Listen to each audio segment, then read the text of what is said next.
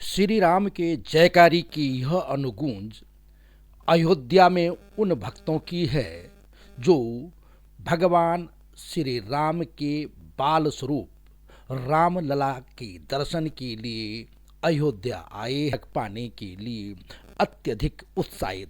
ये भक्त लंबी दूरी तय करके आए हैं, कतारों में आए हैं और कतारों में शामिल होकर के एक बड़ी कड़ी सुरक्षा के बीच भगवान रामलला के दर्शन के लिए लालायत हैं और उत्साहित होकर भगवान के दर्शन के लिए अयोध्या पहुंच रहे हैं।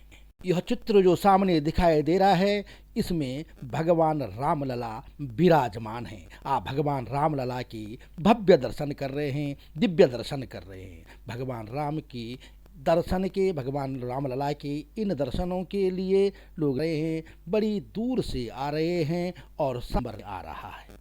सुरक्षा इतनी तगड़ा है कि बाहर आपके कई स्तर पर जांच हो रही है। उसके बाद आपको न पर्स ले जाना है, न सिक्के ले जाने हैं, न पेन ले जाना है, न बेल्ट ले जानी है। यानी आपको सिर्फ कुछ पैसे, रुपए, नोट जेब में रख करके भगवान के दर्शन के लिए जाना है। यह सुरक्षा व्यवस्था है। और जाते समय भी आपको तारों से बनी एक गुंबद नुमा एक सुरंगनुमा स्थल से होते हुए दर्शन के लिए जाना पड़ता है। पहले जब इस विवाद का हल नहीं हुआ था तब तो बहुत दूरी इसी तरह से तारों की एक गुफा से होते हुए करनी पड़ती थी। तब तक इस विवाद का समाधान नहीं हुआ था और भगवान रामलला एक टेंट में विराजमान थे। टेंट में वहीं उनके दर्शन करने पड़ते थे, दूर से दर्शन करने पड़ते थे और पता ही नहीं चलता था कि यहाँ भगवान विराजमान है। तो वहाँ सुरक्षाकर्मी या कोई बता देता कि देखिए भगवान रामलला सामने विराजमान है। अब जब विवाद का समाधान हो गया है तो अब भगवान को उनके अस्थायी निवास पर विराजमान कर दिया गया है, क्योंकि अभी मंदिर का निर्माण होने में कुछ समय लगेगा। शायद भगवान राम के इसी बाल स्वरूप के लिए रामचरितमानस में महाकवि तुलसीदास जी ने कहा है, भगत कृपाला दीन दयाला हितकारी। यह भगवान राम की बाल्य अवस्था की मूर्ति है। यहाँ भगवान बाल स्वरूप में विराजमान है। बगल में श्री और शत्रुघ्न जी हैं। यह अयोध्या में बाल लीला की मूर्ति है, भगवान की बाल स्वरूप है भगवान का। अब आइए थोड़ा हल्की सी डालते हैं कि कैसे यह स्थल जहाँ भगवान ने जब प्रकट हुए थे, जहाँ भगवान ने जनहित में लोक कल्याण के लिए अवतार लिया था, स्थलीय उनकी कैसे विवाद का वजह बनी। एक संक्षिप्त परिचय में इससे करवाना। जो कभी और सामाजिक आंदोलन हुआ था वह अब राजनीतिक विवाद का कारण बाद में बना है। यही माने में वहाँ लोगों के आस्था को पहुँचाते हुए बाबर 26 में कहते हैं 1528 अयोध्या संख्या में आते हैं लिए शायद उसने श्री राम मंदिर। इस मामले में सबसे पहले निर्मोही अखाड़ा ने 1853 में एक जागरूकता पैदा की थी, जिसकी वजह से इस मामले को लेकर कहते हैं पहली बार दंगे भी हुई। इन दंगों को देखते हुए अंग्रेज प्रशासन ने मस्जिद के भीतरी हिस्से में मुसलमानों को और बाहरी हिस्से में हिंदुओं को पूजा करने की अनुमति दी।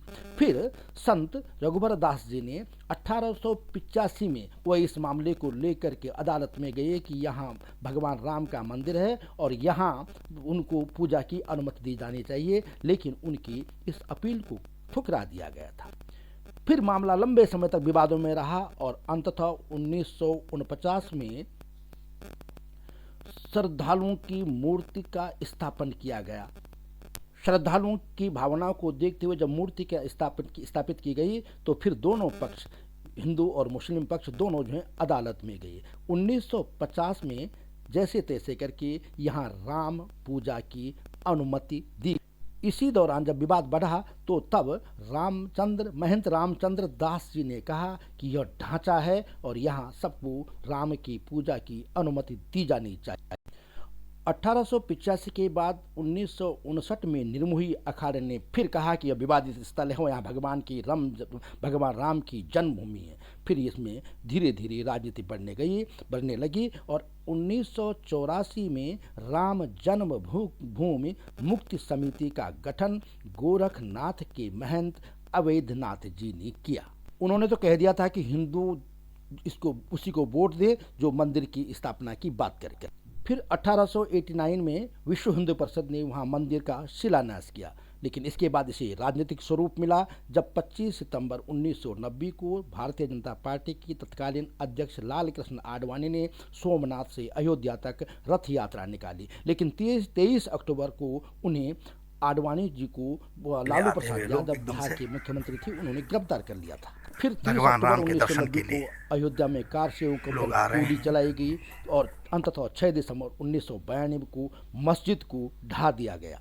मामला सुप्रीम कोर्ट में पहुंचा तो 16 अक्टूबर 2019 को सुप्रीम कोर्ट ने अयोध्या मामले में सुनवाई पूरी की और फैसले सुरक्षित किया और अंततः 9 नवंबर 2019 को सुप्रीम कोर्ट ने इस मामले में ऐतिहासिक फैसला सुनाया और वहां उसके बाद राम मंदिर के निर्माण संभव हो सका। मंदिर निर्माण के पक्ष में इस फैसले के बाद भगवान राम को टेंट से हटाकर के अस्थायी आवास पर लाया गया और अब वहां भगवान की पूजा अर्चना हो रही है, श्रद्धालु दर्शन कर रहे हैं। मंदिर निर्माण की 2023 के अंत तक बनने की उम्मीद जताई जा रही है।